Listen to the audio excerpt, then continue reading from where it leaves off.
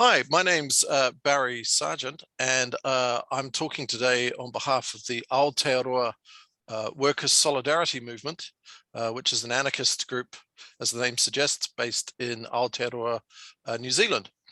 Today, I'm going to interview Byron Clark, who's a well-known commentator on, well, various activities about the right wing in New Zealand and other things too. So we'll start off with Byron. If you could just introduce yourself, please, that'd be great. Certainly. Well, hi, I'm Byron Clark. I'm called variously a disinformation researcher or a researcher of the far right, or um, I think I've even been called a journalist. But primarily, what I am is an activist who does research the far right and makes content about the far right in Aotearoa, New Zealand, in the form of video essays on YouTube, but also the occasional article um, and guest appearances on podcasts, and increasingly over the last month in more mainstream media as well. Mm. Great, thank you. I've compiled some topics that I think you'll be interested to discuss. So to begin with, I'm wondering how the current manifestation of the extreme right in New Zealand compares to its previous versions. And I don't know how far back historically you want to go with that, but I guess one question I would have, for example, is do you see the rise of the internet as a watershed mark in terms of how the right organizes or sees itself or is able to get its message across, for example? And what differences do you see ideologically between the traditional versions and what we have now? Yeah, that's a question with a lot of scope.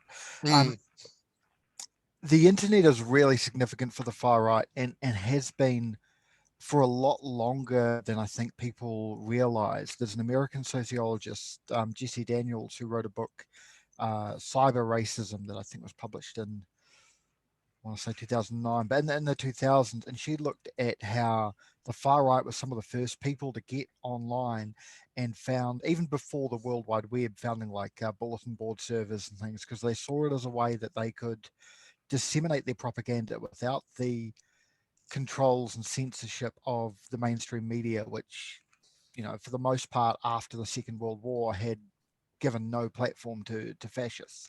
I mean, we can debate exactly what what constitutes fascist ideas. I think there were certainly a lot of reactionary ideas in the mainstream media in the second half of the 20th century, but for the explicitly fascist far right, they didn't get a platform there. So when the internet came along, they quickly jumped on it, and then when the World Wide Web came along, they expanded their activity with forums like Stormfront and so on. What's really different about the modern internet than that early internet is that, in the late 90s or the 2000s, if you wanted to find white supremacist content, you had to go looking for it. Whereas now they've been able to use social media to reach an audience larger than what they would have reached before when they were communicating with people across the world, but very much still preaching to the converted. They're now able to grow their audience thanks to algorithms on YouTube and Facebook, which have been improved a little bit over the past couple of years, but certainly not enough. And the genie's really out of the bottle now with what's happened there. Um, and yeah, Jesse Daniels, in a more recent article in that book, has talked about how what we're seeing now is the combination of like centuries long American racism with a new media environment, um, social media powered by algorithms. And I'd qualify that it's not just an American phenomenon. She's writing in an American context, but it's true. I think if you live in one of the other white settler colonies, if you live in Australia, New Zealand, um, or if you live in continental Europe as well, I think you can make very similar comparisons there. So the difference between the modern far right and the earlier far right, and yeah, it's depending how far back we want to go in New Zealand history. you go back far enough and it's difficult to distinguish the far right from mainstream politics, because we are, of course, a white settler colony. We were this country was colonized by people who believed that the indigenous population were inferior and would die out, and for most of the 20th century maintained a white New Zealand immigration policy to keep out non-white immigrants. So some of the things happening in mainstream politics in the 19th and 20th century are things that today would look like the far right. So the early far right groups were groups like the League of Empire Loyalists, people who were loyal to the British Empire and the inherent white supremacist ideology that came with being a colonizing colonial empire. Then later you get, after the Second World War, you get more sort of neo-Nazi groups, and I'm old enough to remember groups like the National Front and the right-wing resistance, who had quite a presence in Christchurch in the 1990s and 2000s. Those groups, or people who were involved with those groups, some of them are still around. The National Front is, trying to get going again at the moment. But the alt-right, as it's been called, doesn't share a lot of continuity with those groups. It's more come out of a younger generation of white men who have been radicalized primarily online. There's a good article which was in a academic journal, but is very readable, called Shaved Heads and Sonorans, and it compares the old school sort of skinhead right with the more modern alt-right. It's by Jared Gilbert, who's done a lot of research on gangs in New Zealand, and Ben Ely, who's researching radicalization of young men online. So that's a good one to read, to look at the difference between the far right when I was young and the far right when I'm early middle age. What's happening now? Yeah. Okay. Yeah. Thanks for that. Very comprehensive answer. Appreciate it. Thank you. Yeah. I did have one question on the basis of your response there. Obviously, because of the nature of the internet now, they have been able to spread their message more widely. However, given its virtual nature, can we demonstrably claim a causative link between sort of a virtual involvement in these politics and what's actually going on in the if you like, the physical world? Does it actually bring people out onto the streets, where you could argue still that that's where power lies, as opposed to the internet? Yeah, I think we can say that it has brought people out onto the streets, because we've just seen that in Wellington with the anti-vaccine mandate convoy that then turned into an encampment that lasted for 3 weeks on Parliament grounds, and then ended with the riots with arson and people throwing bricks at police and so forth. I'd qualify that wasn't it wasn't an inherently far right demonstration. It wasn't several thousand far right activists doing that. It was a movement that has been very heavily infiltrated and influenced by the far right, who see the anti-vaccine movement as grounds for recruitment, because here are a group of people that have a distrust for the state, a distrust for the establishment, for official narratives, and have already shown themselves to be susceptible to misinformation and disinformation. So the far right are working within that movement, and I think we really saw that with these protests, and some of what was going on online simultaneously with fake news outlets like Counterspin and the openly white supremacist groups like Action Zealandia voicing their support and so forth. So that really demonstrated that what's happening online will influence what's happening offline, because in all these online interactions there are people behind the screen, and some of them might be not committed enough to do anything else other than be in these Telegram groups or whatever, but a sizable number of them are. Sure. So given that you've mentioned the recent events outside Parliament, perhaps we'll turn to that next. Sure. I think obviously everybody has their own idea, their own interpretation of what happened there.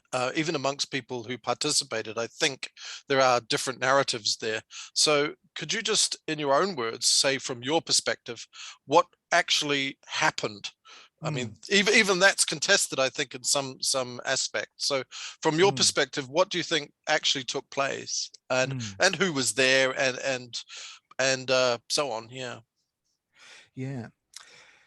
So the first event to be organized was not an occupation. That wasn't the initial plan. The initial plan was this convoy to Wellington, and that had been inspired by convoy that took place in Canada, in Ottawa, which was by a minority of Canadian truck drivers who took issue with the need to have a like the equivalent of a vaccine pass. Don't know if they call it the same thing in Canada as we do here, but the equivalent of a vaccine pass to cross the border into the US, and the same thing's required to cross the border into Canada. Um, Probably because of that policy, vaccine rates are really high among Canadian truck drivers, but there was a small minority who were unvaccinated who organised this truck convoy to the capital, and and that brought along with it, the wider anti-vaccine movement, including far right elements and various like sovereign citizen type people and so forth. And that inspired similar actions in other countries. And in Europe, there was a convoy organized to Brussels, the um, sort of center of the European Union there. And in the US, there was, I think, some local regional ones organized, and there was one to try and get to Washington, D.C. There was quite a significant one in Australia going to Canberra, which, like the convoy here, and the one in Canada, resulted in people camping out and occupying an area. So this had all been going on, and people who are in these sort of far right or anti-vax Telegram groups in New Zealand are often paying attention to what's happening in these movements, at least in the English speaking world.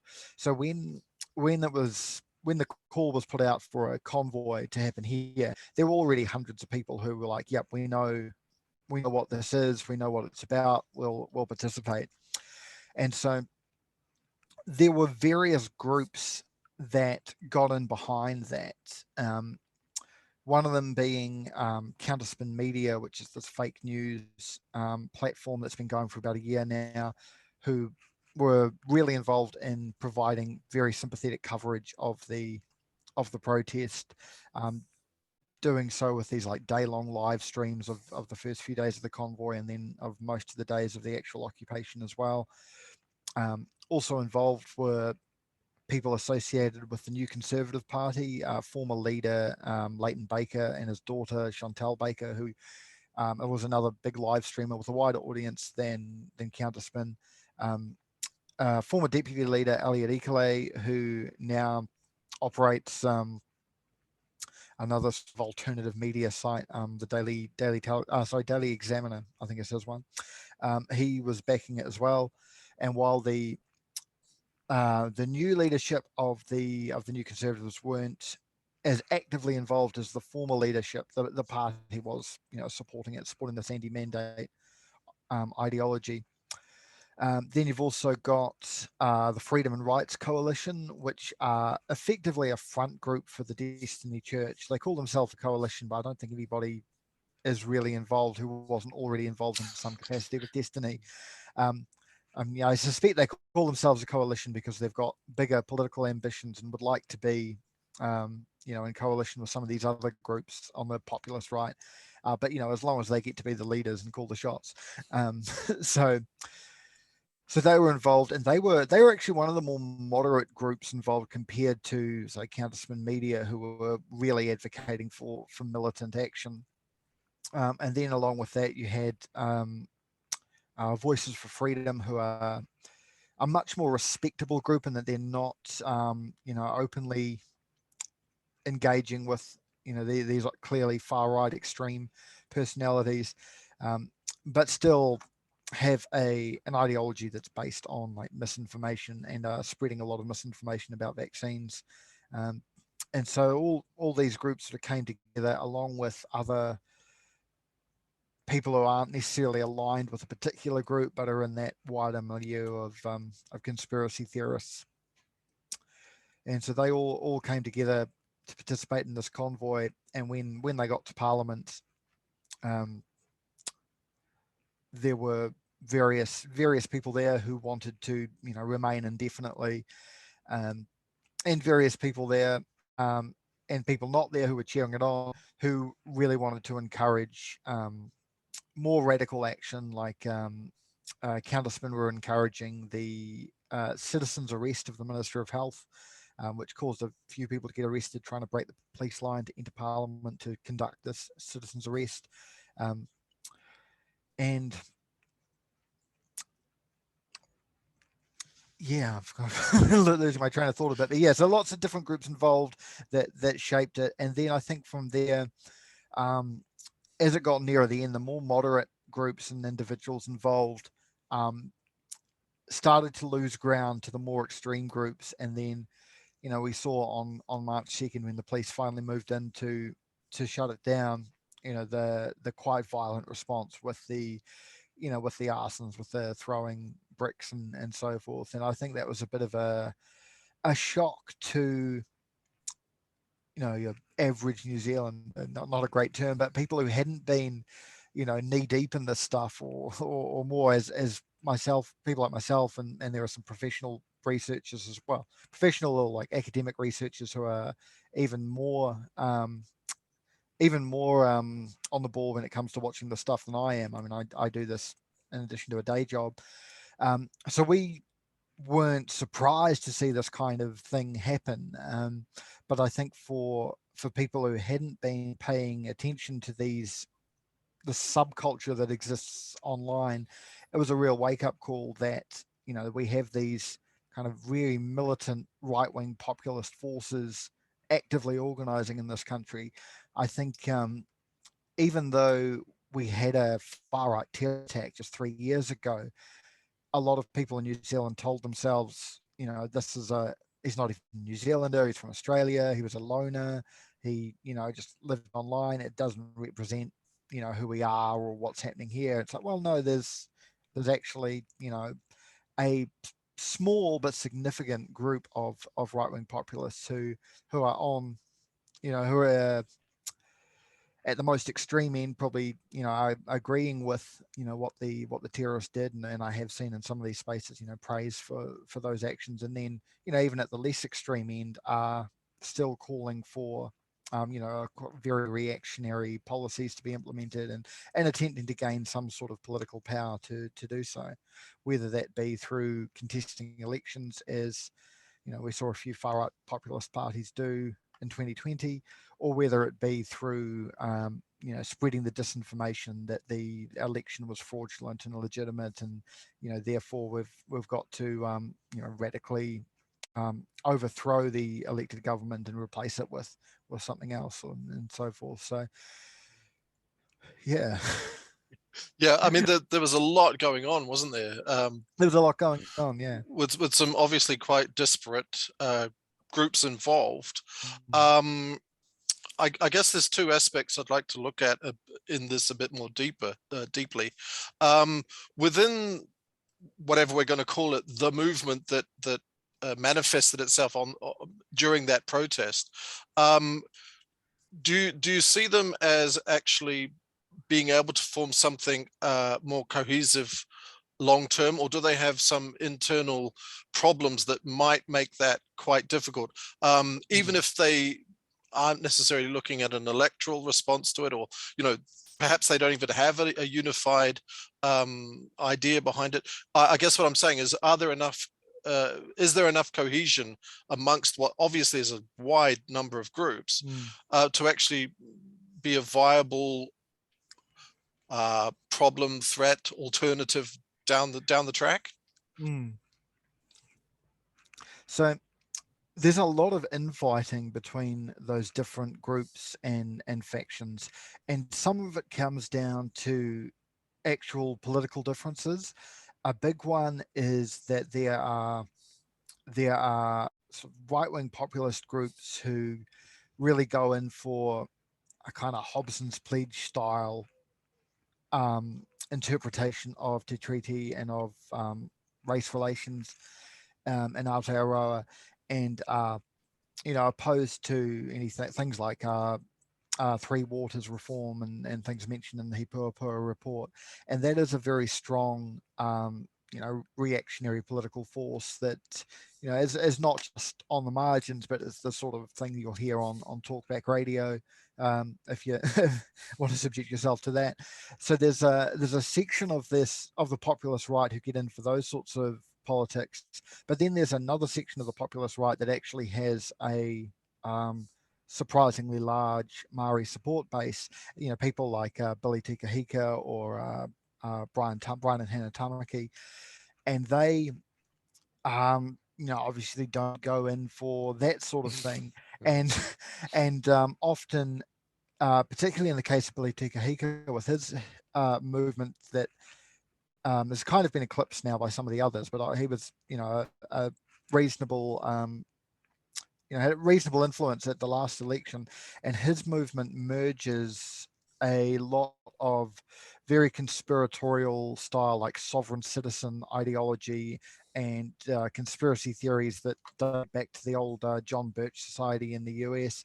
But he merges that, particularly the sovereign citizen stuff, with a lot of rhetoric about the colonial state, and through that appeals to people who have a more decolonial, anti-colonial worldview. But he kind of brings that in and mixes it with all this right-wing populist conspiracy theory coming out of North America. And so while what he's offering isn't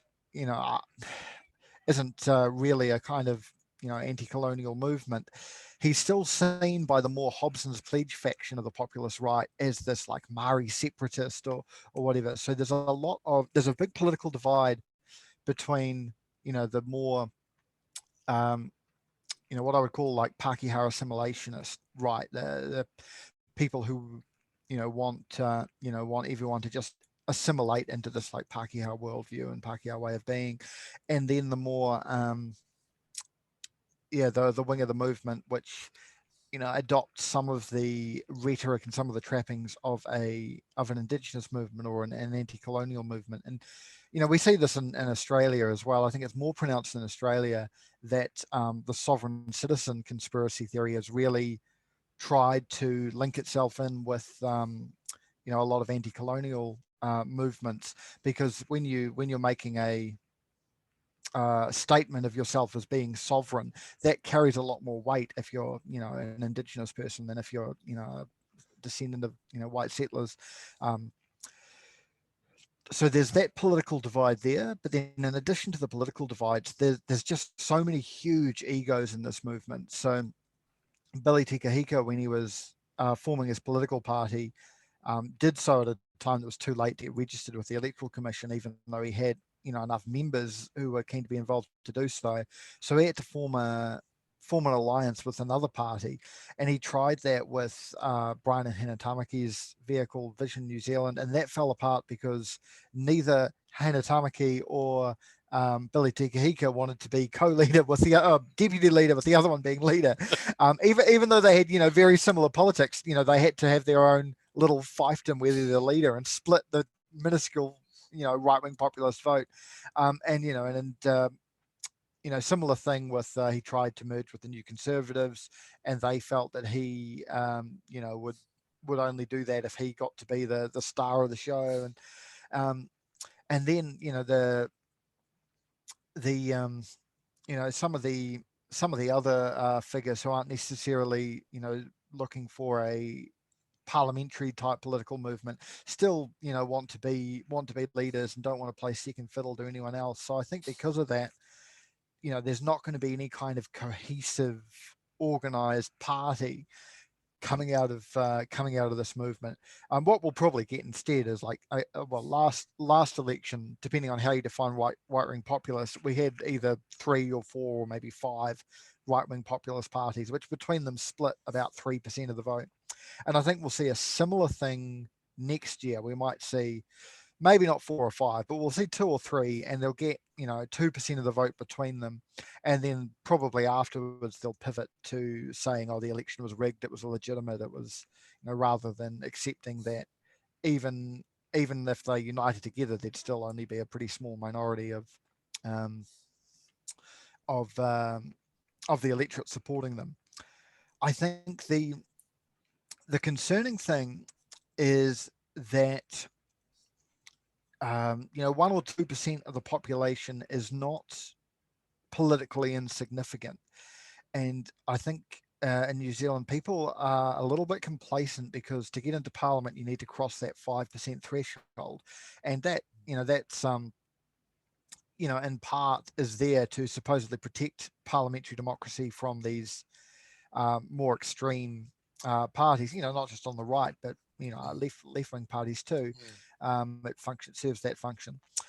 But if a party like the New Conservatives is polling at like 1.5%, and we've got a really close election, then we start to see parties, on the right, on the centre right in Parliament, looking to grab that share of the vote that's being captured by parties further to their right outside Parliament. So an example of this, which is actually the topic of my first video essay, was the campaign against the UN Migration Compact, which was this previously obscure UN agreement around international migration, which is quite toothless, really. It's just sign on to this and confirm you're going to your state will follow existing international law around human rights when somebody crosses a border. And this came out of the refugee crisis of 2015. But this was picked up on by Generation Identity, who are a far right group in Europe, with branches in different countries in Europe, but particularly big in Austria. And they promoted the idea largely through YouTube and Facebook and other social media, that this was the UN, as this kind of global governance organization dictating to sovereign states, what they can and can't do with their immigration policy, which is not what it was at all. But this view had an influence all around the world, and it reached New Zealand. And there was a petition to Parliament to pull out of the migration compact, and there were rallies held. If you've seen the footage of the white supremacist Phil Arps calling for Winston Peters, who was then foreign minister, to be hung, that's at one of these rallies against the UN migration compact. And at that same rally, Lee Williams was a far right YouTube personality, talked about the people of Europe are being replaced, this great replacement theory coming through in that. So there were these small rallies by very far right individuals speaking at them and attending them. But in addition to that, people from the New Conservative Party would attend and speak. And the New Conservative Party very proudly said they were the first political party to come out against the UN Migration Compact. And then, as this campaign went on, suddenly ACT started sending representatives to these protests, and then ACT adopted that policy, and then National under Simon Bridges adopted that same policy. They even had their own version of the petition on the National Party website, which they only pulled, within an hour of the Christchurch shooting, because the Christchurch shooter had been inspired in part by this conspiracy theory and had "Here's your migration compact" written on one of his weapons. So there was a minor scandal there, which didn't really result in much other than a former press secretary resigning. But that campaign shows how you can have a small campaign on the far right, that if the more opportunistic centre-right parties see votes to be gained in adopting that campaign, will do so. So I think we need to be conscious that if you've got 1 or 2% of the population pushing a particular narrative, that narrative isn't necessarily going to stay within that 1 or 2% of the population. If there are political opportunists who will adopt that narrative for their own, for their own reasons, even if that's just, to gain power.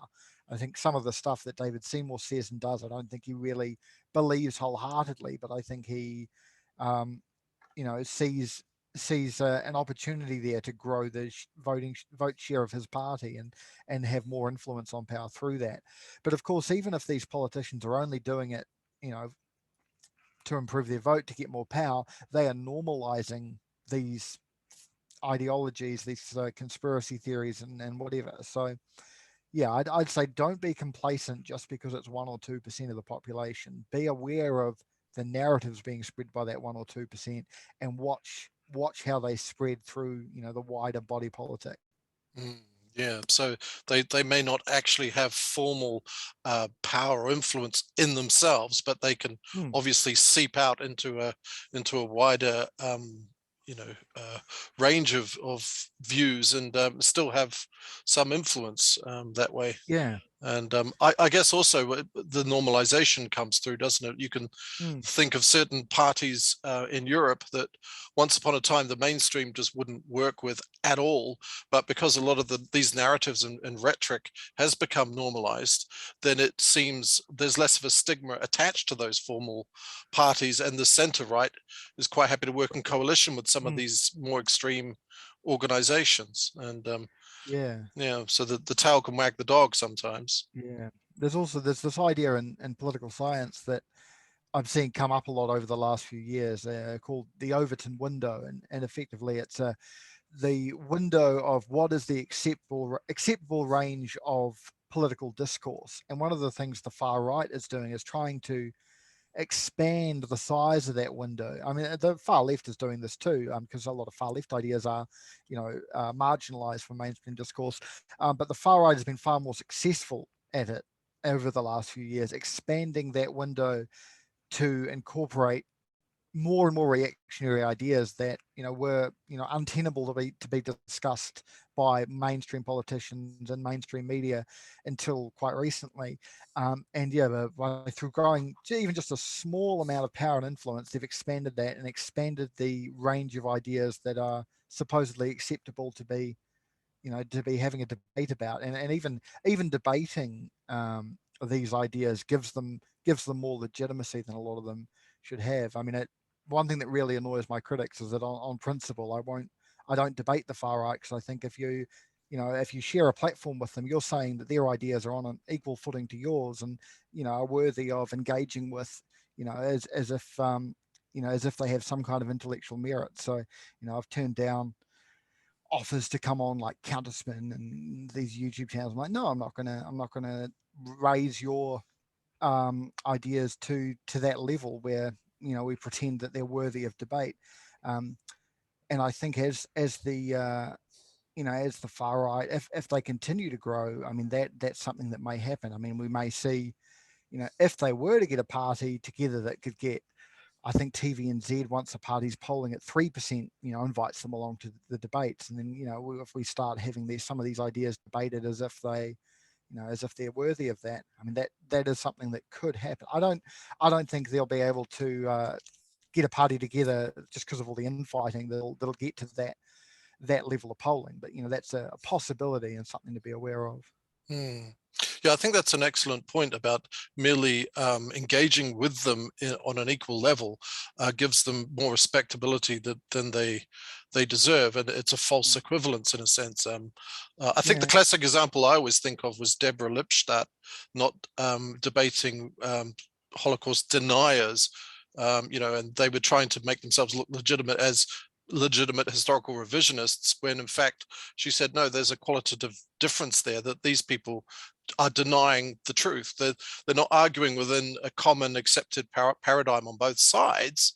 They're deliberately maligning historical reality here, and to debate with them would be disgusting, really. So Yeah. Yeah. you're under no obligation to accept their own self-image, right, or what they pretend that Exactly. they are, right? Yeah. Yeah, and I mean, and that's part of one of the things that's been going on the last few years. This kind of culture war around free speech, and a lot of that's centered on university campuses, and like, oh, we don't have free speech on university campuses, and it's like, well, if you write an essay at university denying the Holocaust, that's going to fail because you're wrong. You're just Mm. wrong. And yet somehow we're expected to just have these people come onto university campuses and spread their ideas in the name of free speech. It's like, well, no, universities aren't just a place where anyone can come and say anything, and there's the output of academia is actually, very tightly controlled. And yeah, we don't well, I'm not an academic, but in academia they don't just allow Holocaust deniers or whoever to have equal footing with actual real academic research. Hmm, absolutely. This is reminds me of perhaps a related issue on how to respond to these the far right in general and so on. I don't know if you're familiar with the work of Mark Bray. Oh, I've heard the name, but I'm not terribly familiar. No. Right. So he's a left-wing academic in the States, and he's mostly known for having written a book about Antifa. Um, Partly because it was starting to become Donald Trump's favorite swear word for a while. Oh yeah, I think that's where I've heard the name. I think that's on my to read list, and I'm yet to read it. But Yeah, I plan he's to. got a I Yeah. quite enjoyed his book. It's quite polemical because he basically advocates for no platform really, Mm. and I'm just wondering, as an extension of what you were talking about before, of well, you don't have to discuss equally with these people. Should it be taken a step further to actually sort of actively try and deny them any sort of platform that perhaps in a decent society they have no legitimate role Mm. and Yeah. therefore are beyond consideration, and they need to be actively stopped from having any platforms at all, both in the sense of, I guess, online platform, but literal physical platforms as well, perhaps. Yeah. Yeah. I mean, I'm very supportive of a policy of no platform for fascist speech. I do, have a difference of opinion with some people on the political left with this, because there are people on the left who feel that we should have free speech absolutism and we shouldn't have any censorship, and there are there are debates to be had around when you have any of that censorship, and a lot of the opposition I see from the left is the idea that we will allow the state to censor us, and they argue that the state could just as easily censor left-wing speech and so forth, or that we allow these unaccountable private tyrannies of corporations to be the arbiters of what is and what isn't an acceptable thing to discuss, because so much of our discussion now happens on these platforms like Facebook and YouTube and Twitter and so forth. My own position is informed by um, looking at some of the historical parallels and the current parallels with with organized labor. And there's a union that's formed recently at Alphabet, which is the parent company of YouTube, and they've been the people who have formed this union, as well as advocating for their own rights at work and so forth. They have been vocal about YouTube being a platform for a lot of this radicalization and a lot of this fascistic speech. And they've said that, hey, we don't want to be building and maintaining a platform for fascists.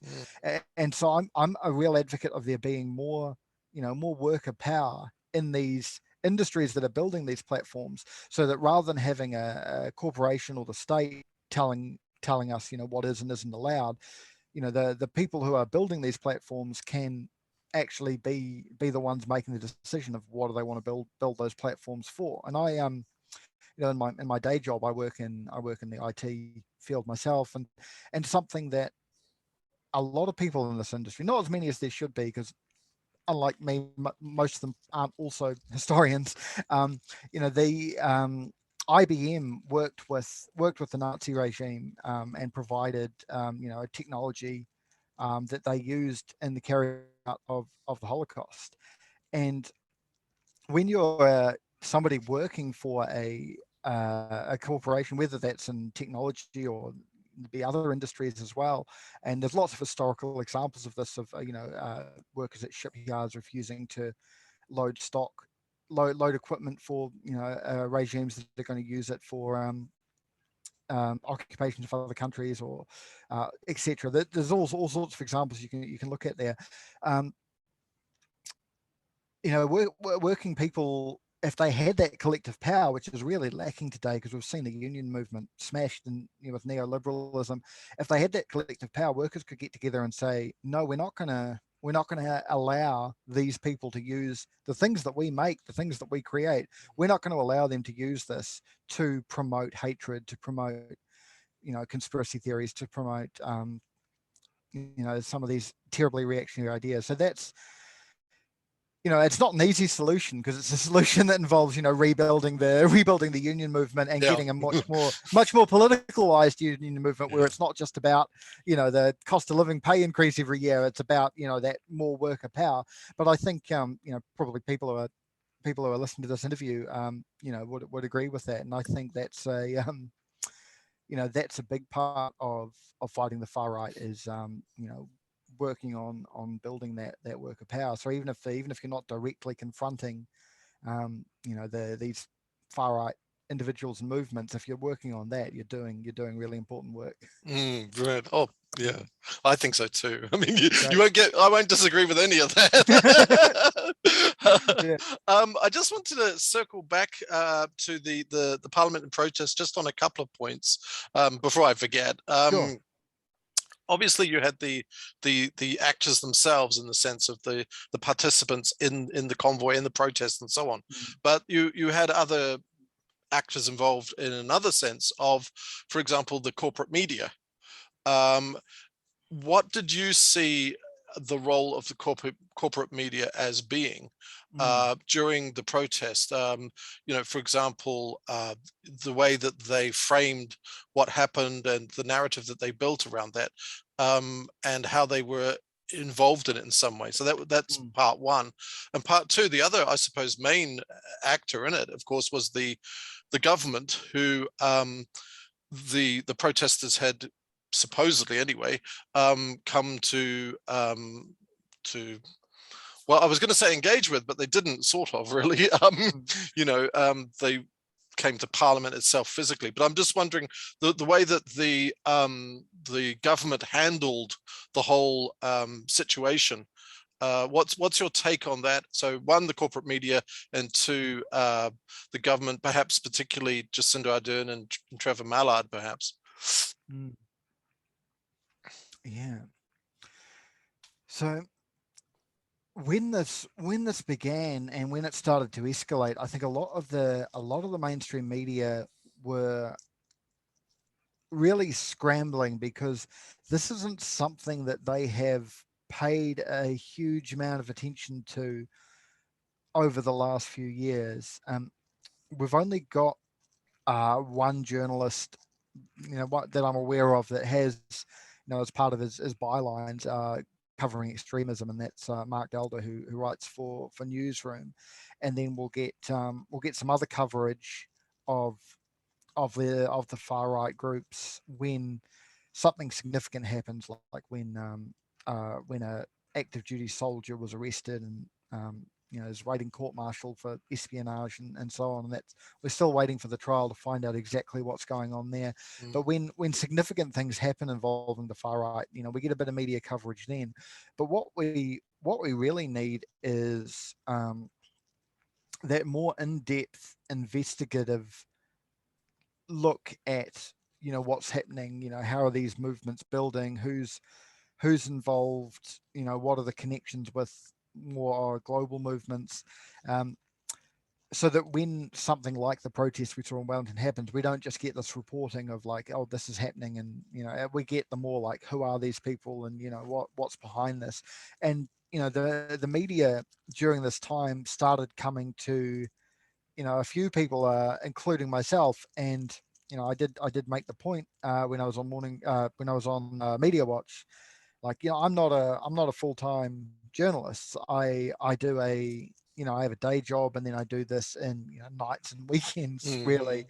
And the country's newsrooms could be putting some resources into monitoring the far right, because if you don't have that background that they've come to me and come to some more professional researchers like the Disinformation Project, if the journalists don't have that kind of background, or at least have people they can draw on to get that background information, then we're not going to get a full picture of what's going on here. And yeah, I'd like to see the media actually, putting more resources into that. But I don't really think we're going to see a lot of that for a number of different reasons.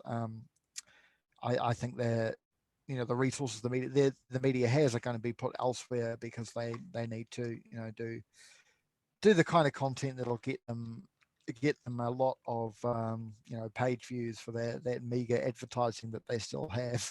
Because a lot of the problems in media now are because social media has taken all the advertising revenue, and Mm. social media, as we've talked about, is a vector for all this misinformation and disinformation. And I mean, there's numerous problems with the corporate media, and but at least it usually wasn't with these kind of conspiracy theories. Yeah, At least yeah. you're not going to pick up the Herald and read about the Great Replacement. You'll get some reactionary opinion columnists, but you won't hear Great Replacement or UN And migration combat stuff. and there's at least some sort of semblance that they're accountable to somebody in the Yeah. hierarchy. Like they've got to get fact checked, and Mm, they worry about libel, and they've got editors and things like that. Whereas exactly. Yeah. somebody on the internet can pretty much put anything they want out, can't they?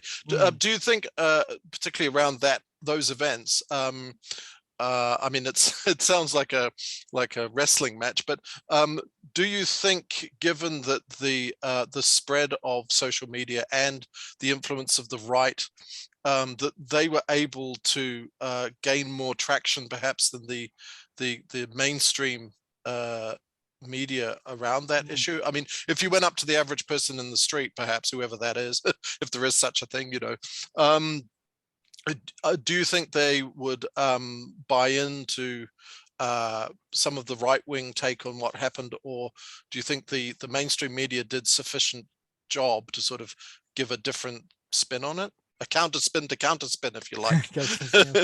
Yeah. I mean, I think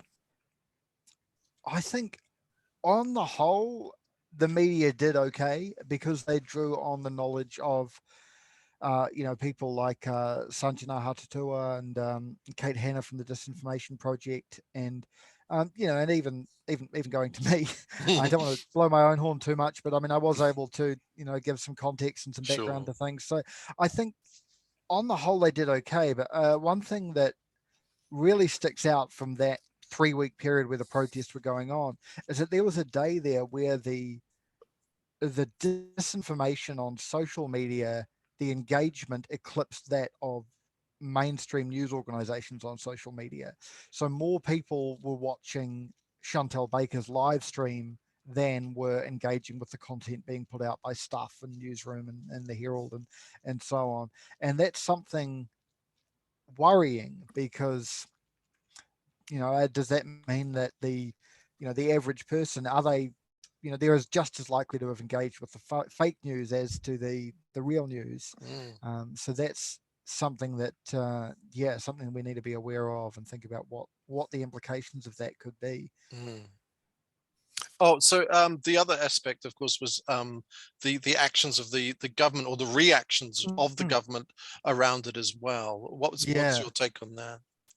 Yeah. Well, one thing that's publicly known now that wasn't known at the time, um, but from a recently declassified intelligence report back in November, the Combined Threat Assessment Group, which makes up a number of different government agencies and things, had said, there's a possibility of violent protest from the anti-vaccine movement. So in light of the government getting that intelligence report back in November, they looked quite ill prepared for what happened.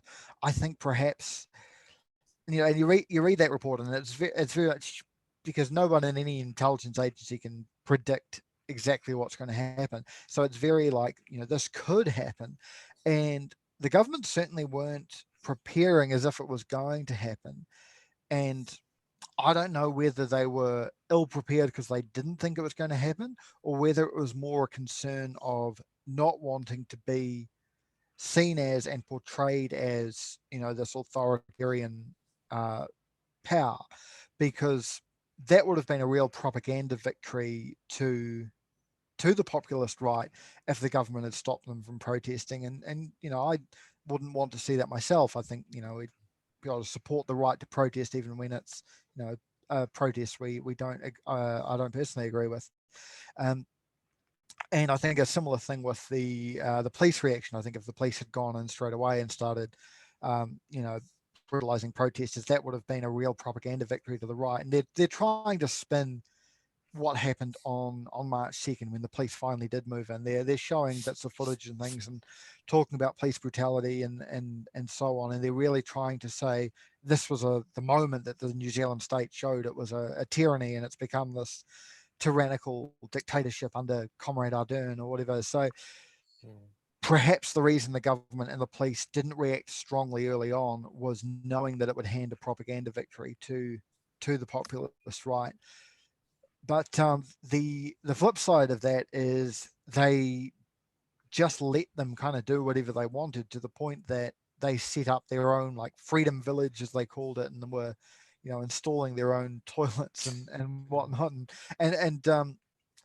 And I think in doing that, they allowed the more moderate protesters to mix and intermingle with the more extreme elements. And I think a lot of people will have come out of this more radicalized than when they went in. They might have gone in because they're a small business person who doesn't like the government mandates and blames them for the lack of customers or whatever. And, they might have come out of it being like, not only are the mandates bad for my small business, but have you heard about the great replacement? And, or, Yeah.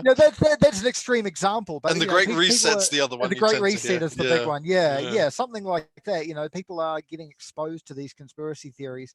And when it comes to misinformation, disinformation, I get asked sometimes about, pulling people out of that rabbit hole.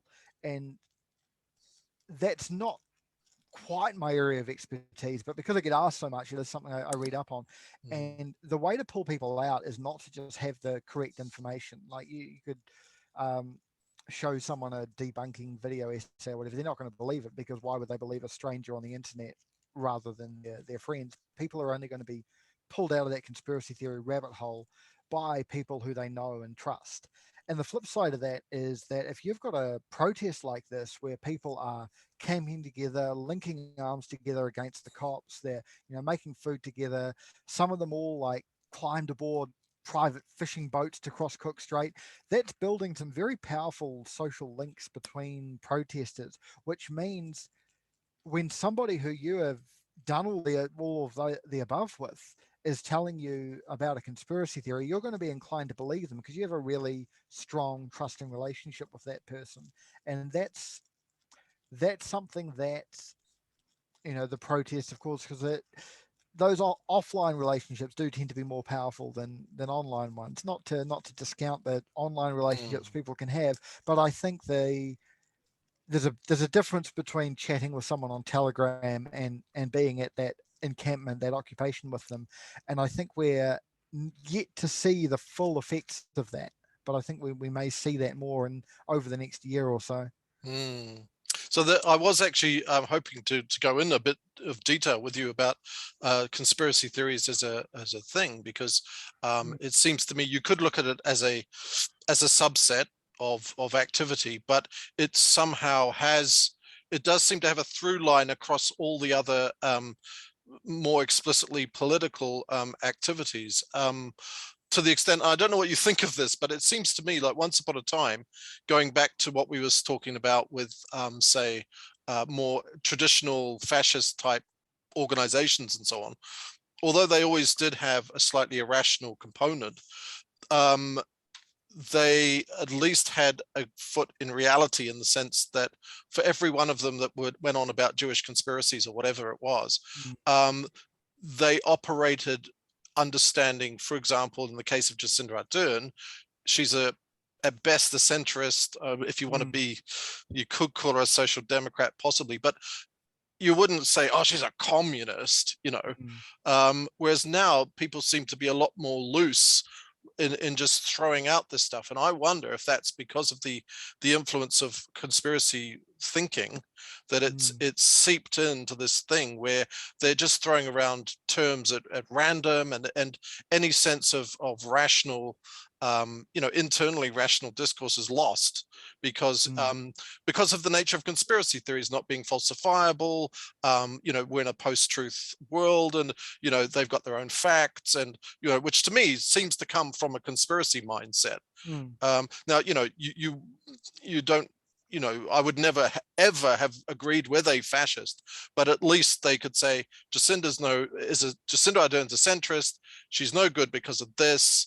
And okay, my perception of what the answer would be different to theirs, but there's a bit of a crossover there where, yeah, she's a centrist. Whereas now you can't even get them to accept reality on some of this stuff. Yeah, absolutely. I mean, when I turned down a debate with Lee Williams, I mean, I said to him, you can have political differences and have a debate, but what our difference isn't a political difference so much as it's a difference in our interpretation of reality, because you believe we live under a tyrannical communist dictatorship and we just don't. I'm not going to argue defending the tyrannical communist dictatorship because it's not a thing that exists. Right. Like, we can't debate this. This is ridiculous. It's just, what do I even say to that?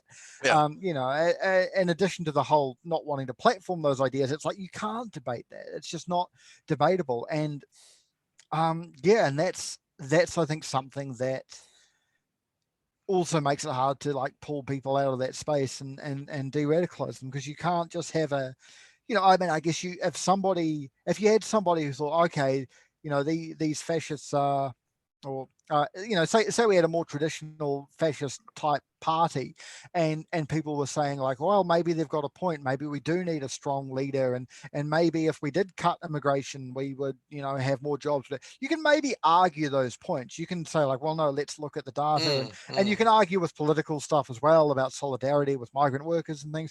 You can have those arguments. But if the far right is saying the government is tyrannical communists and they're planning a genocide with the COVID vaccine, you can't debate that, and you can't pull people out of that, and that makes it a more difficult task for anti-fascists who are wanting to stop the spread of these ideas, because once people are at a certain point, they reach that point of no return. I think be worth making the point as well with the whole calling Jacinda Ardern a communist or whatever. This is one of those things that isn't just on the fringes with the conspiracy theorist right. This is something you see, at the Groundswell protests, there were signs about this, and there's a bit of overlap between Groundswell and the more conspiracy theorist right. So they were probably coming from the fringes of that, but they didn't do a lot, at least at the initial protest. The second protest they did, they had a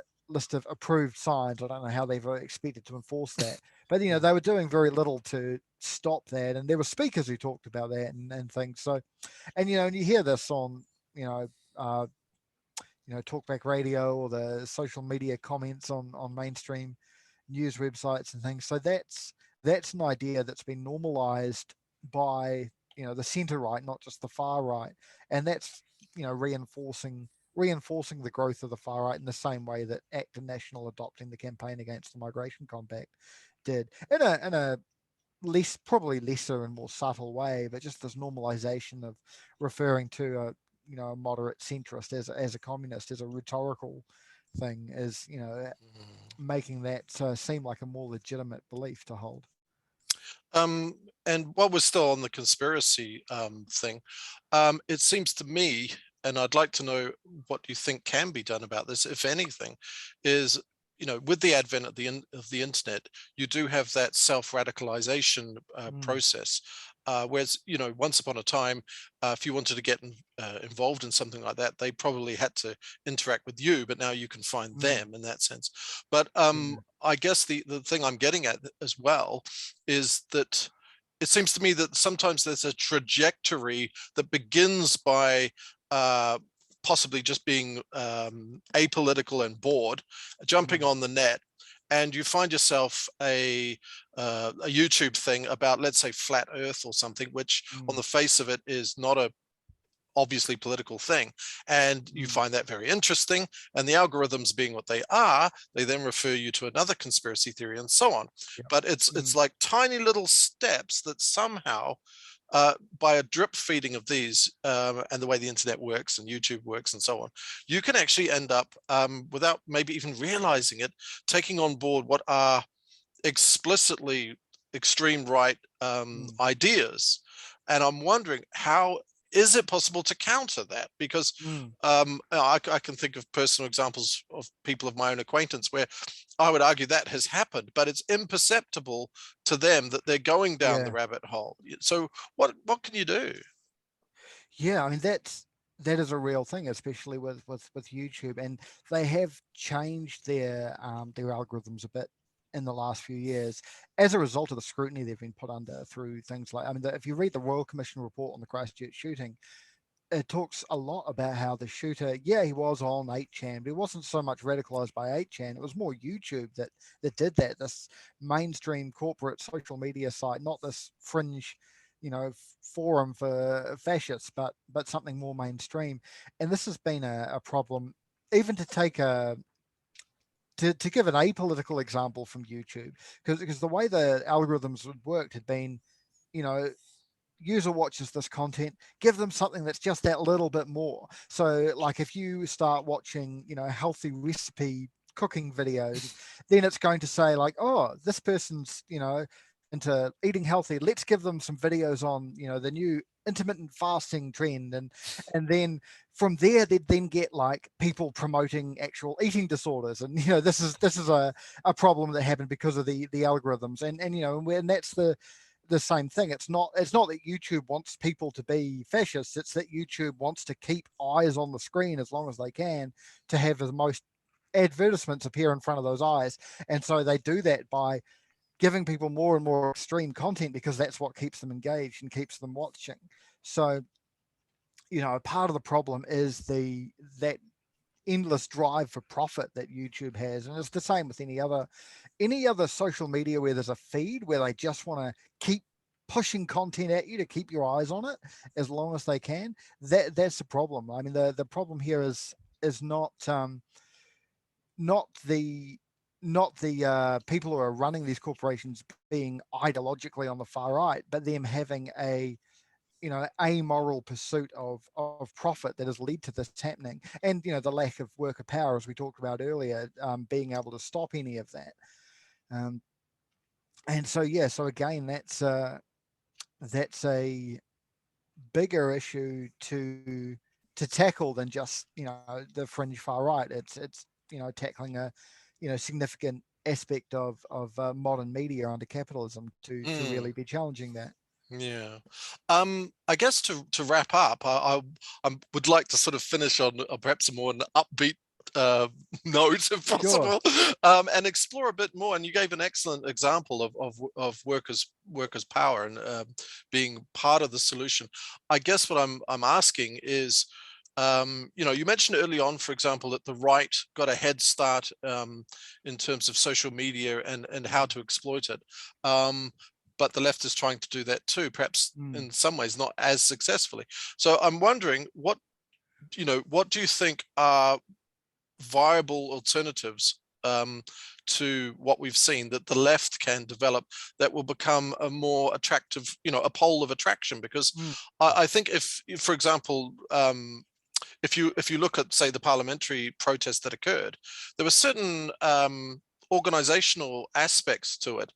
For example, having a bit of a grassroots sort of mutual aid form of organization, but obviously towards a far right end, which, if it had been turned around for a good purpose, for example, you could imagine perhaps the same sort of protest, but organized around, say, homeless issues or something, where you could have those same organizational principles of looking out for each other without a hierarchical organization, blah, blah, blah, blah.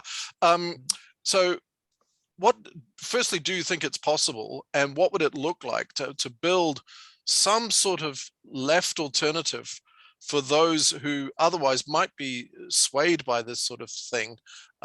Is it possible, and what would it look like, maybe? Yeah, I mean, I certainly don't don't have all the answers for this, and I think it's the kind of question where you don't want to get all the answers from one person. You No. want to have a more Yeah. wide discussion on building that left alternative.